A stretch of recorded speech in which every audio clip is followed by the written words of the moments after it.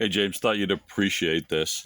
I've got my Raspberry Pi here. All of this stuff here is another test system for our remote surgery. All of this is really a test system for the remote surgery. But here's the Raspberry Pi, and this is going to be the interface to the outside world to drive the system. And I've got an XB radio, and this is going to give us our connection. So this can be wherever, as long as it's within a couple of miles of the other radio, you can drive the system. So the system itself, here's my test system.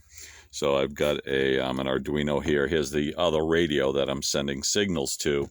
And what I'm doing is I'm driving this little teeny stepper motor. And really, it's the same as this stepper motor. It's just a teeny one for $1 or something. I have this I built a long time ago. It used to be pretty cool. What I did is I had servos in each of these.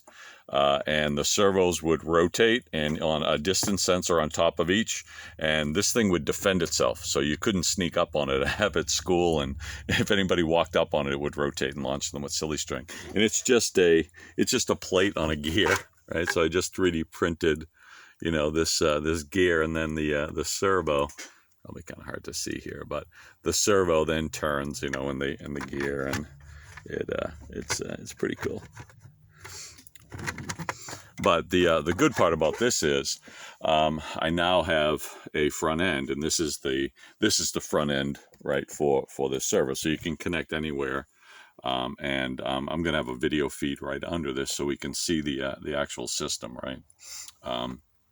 And there'll be buttons to drive the X, the Y, and the Z axis, and eventually I'll probably have a touch screen, so you can just drag to move X, Y, and Z.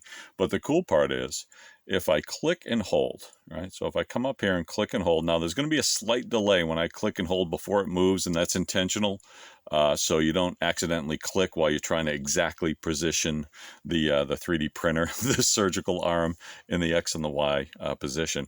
But what does happen, though, as soon as you let go from click and hold, it immediately stops, which is pretty cool. Seeing it's got to send, a signal from the planet to here, right, and then through this radio over to here, and then eventually, obviously, stop it here. But so if I click and hold, I can rotate. And as soon as I release, probably hard to see, but and then if I go counterclockwise, click and hold.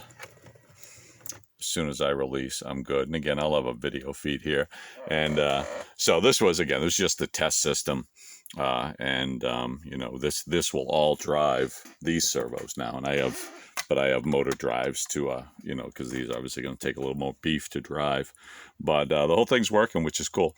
So what I think I'll do is I'll have this one set up for your award show, and maybe whoever passed with the lowest grade can launch me with silly string. I'll bring glasses.